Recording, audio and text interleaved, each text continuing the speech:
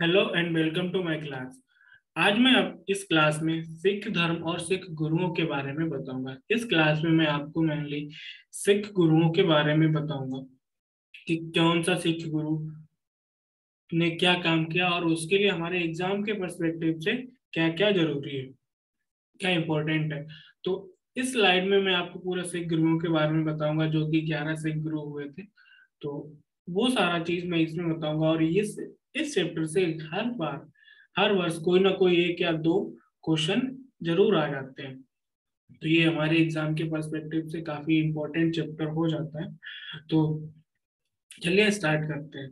तो सिख धर्म, जैसा कि हमें मालूम है, एक अभी नया नया धर्म है। जो अभी हमारा जो सिख धर्म है, जो 15वीं शताब्दी में हमारा उभरा हुआ धर्म है।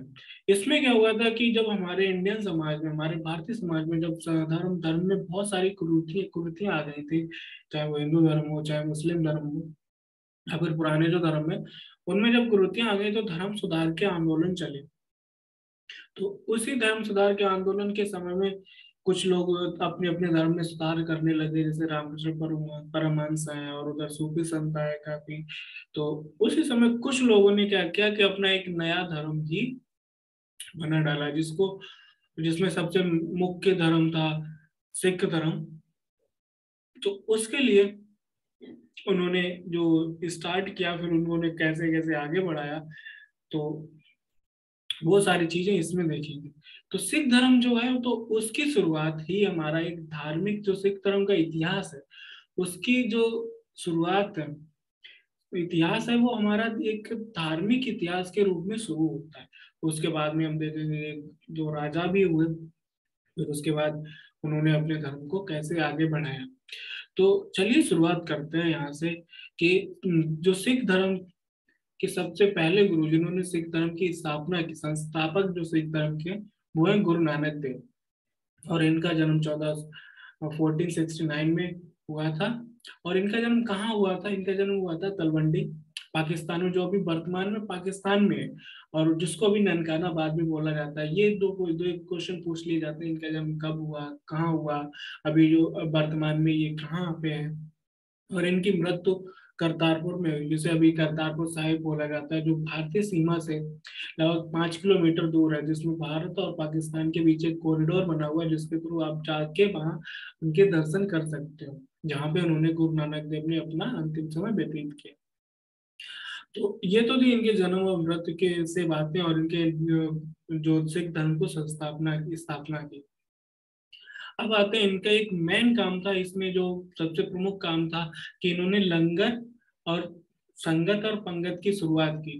तो इसमें क्या था कि सभी को एक साथ बैठ के भोजन करना, और सबको भोजन खिलाना, और जो साधु संत है उनकी संगत करना, इसकी इन्होंने शुरुआत की। जो अभी भी अभी देखने को मिलती है, हमारे गुरुद्वारों में जाओ तो वहां भी लंगर चलता है। तो वो हमारे जो पहले गुरु थे, गुरु नानक देव, उन्हीं से शुरुआत हुई थी। अब चलते हैं हमारा जो दूसरे गुरु हैं,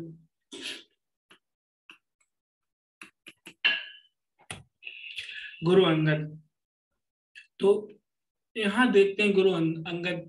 तो गुरु अंगद का जो शुरुआती नाम था, हमारे जो गुरु नानक देव थे, उनके बाद जो दूसरे गुरु बने, वो इनके ही शिष्य थे, गुरु नानक जी के शिष्य थे, जिनका नाम था अंगद। तो उन्होंने उनको ही अपने नया गुरु बनाया। तो इनका जो प्रारंभिक नाम था वो था लहना। और इनका जो कार्यकाल था वो था 1529, यानी 1539 से 1552 तक। तो इनके बारे में सबसे, इनका जो प्रारंभिक नाम है वो लहना था।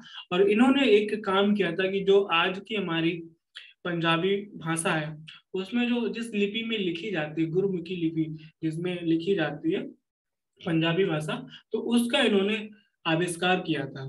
तो उसको इन्होंने खोजा था, और उसको अपने धर्म में एक स्थान दिलाया। अपना जो भी धर्म ग्रंथ थे वो सारे कुछ अभी आपको गुरुमुखी लिपि में ही लिखे मिलेंगे। और इन्होंने क्या किया था, जैसे उन्होंने, गुरु नानक जी ने क्या किया था कि लंगर और पंगत, संगत को उन्होंने व्यवस्था बनाई थी, और इन्होंने लंगर को स्थायी बना दिया, यानी अब इसको इन्होंने परमानेंट बना दिया कि ये होगा ही होगा। तो इनसे हमारे एग्जाम के पर्सपेक्टिव से आपको इतना ही जरूरी है। तो आगे देखते हैं, आगे गुरु है गुरु अमरदास। तो ये थे अकबर के समकालीन। इन्होंने ये पहले गोविंदवाल में अपनी जो गद्दी थी इन्होंने वो गोविंदवाल में स्थापित कराई। और ये गुरु थे जिनकी पुत्री का नाम था बीबी भानी।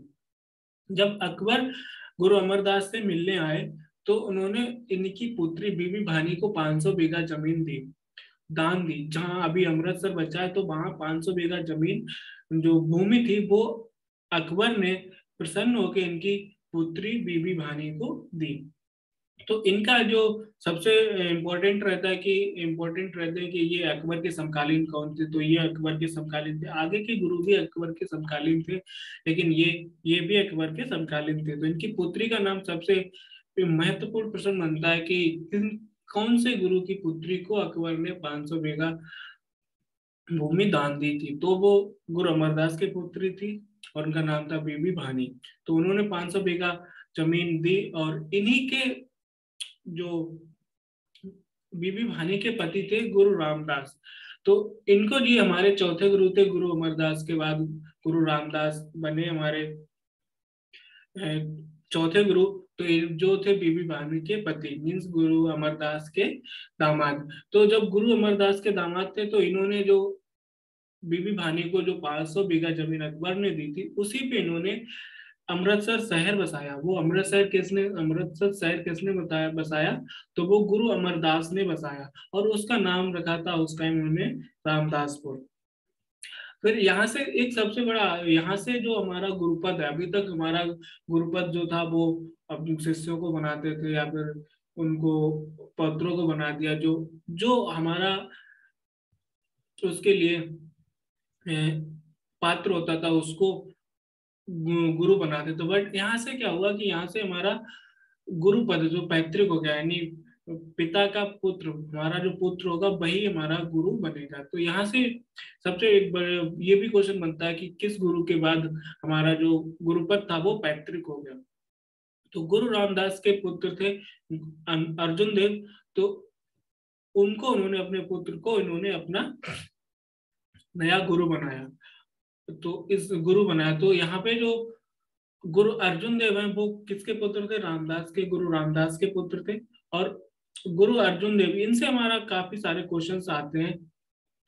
तो गुरु अर्जुन देव जो है इनसे हमारे काफी सारे क्वेश्चन पूछे जाते हैं। ये बहुत ज्यादा महत्वपूर्ण गुरु हैं। तो इन्होंने खुद को अपना सच्चा बादशाह कहा था कि और इन्होंने अपने आप को सच्चा बादशाह कहा था। और जो अमृतसर का तालाब है और हरमिंदर साहिब जो अभी अमृतसर में गोल्डन टेम्पल है उसका निर्माण इन्होंने करवाया। 1589 में इसका इन्होंने निर्माण कराया। तो दो अलग अलग क्वेश्चन में जाते हैं कि अमृतसर शहर बसाया किसने? तो वो गुरु रामदास ने बसाया। और वहां जो तालाब का निर्माण और जो स्वर्ण मंदिर है उसका निर्माण किसने कराया? तो उसका निर्माण गुरु अर्जुन देव ने कराया। गुरु अर्जुन देव ने अमृतसर में तालाब का निर्माण और स्वर्ण मंदिर का निर्माण कराया। और इनका एक सबसे बड़ी, इन्होंने एक जो ग्रंथ लिखा तो आदि ग्रंथ लिखा, उसकी रचना भी गुरु अर्जुन देव ने कराई। उसमें क्या था, इन्होंने बहुत सारे धर्मों से लेके अच्छी अच्छी बातें इसमें लिखी, कहीं पुराणों से कहीं किसी भी चीज से इन्होंने जो अच्छी चीजें थी वो सारी चीजें आदि ग्रंथ में 1604 में इन्होंने लिखवाई। और ये जो थे इनकी, क्योंकि उस समय जो जहांगीर था गुरु रामदास अर्जुन देव, तो ये अकबर को मार के, क्योंकि अकबर के पुत्र थे जहांगीर, तो अकबर के बाद जब जहांगीर, अकबर की मृत्यु होने के बाद जब जहांगीर राजा बने तो उनने गुरु अर्जुन देव की हत्या करा दी। तो इसके बाद जब गुरु अर्जुन देव जब हत्या कर दी तो उनके पुत्र गुरु हरगोविंद को उन्होंने नया गुरु बनाया गया। तो ये सिख समुदाय, इनका काम क्या था कि इन्होंने देखा कि अभी तक सारे गुरु जो आते थे वो धार्मिक रीति रिवाज की तरफ ज्यादा रहते थे और उसके चलते जो हमारे जो बादशाह हैं वो उनको मार देते थे। तो इन्होंने क्या किया कि जो सिख समुदाय है उसमें सैन्य शिक्षा का प्रारंभ किया, यानी जो भी सिख समुदाय में आएगा उसको सैन्य शिक्षा लेनी होगी। और इन्होंने जो अमृतसर शहर है उसकी किलेबंदी करा दी, चारों तरफ से उसको बंद करा दिया, और अकाल तख्त, मतलब वहाँ अकाल तख्त का वहाँ निर्माण कराया। जो गुरु जो वहाँ तख्त है, जो गोल्डन टेम्पल में जो अकाल तख्त है उसका निर्माण गुरु हरगोविंद ने कराया।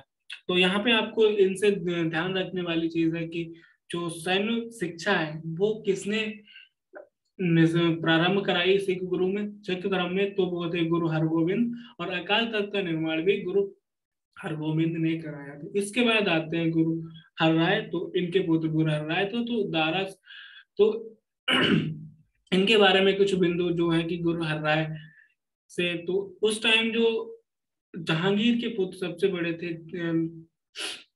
दारा सिकोह, तो उन्होंने वो इनके गुरु हरराय के पास आए, और उन्होंने, क्योंकि उस टाइम राजगद्दी की, जहांगीर के बाद औरंगजेब वगैरह इनके गद्दे की लड़ाई चल रही थी, तो गुरु हरराय ने दारा सिकोह को आशीर्वाद दे दिया।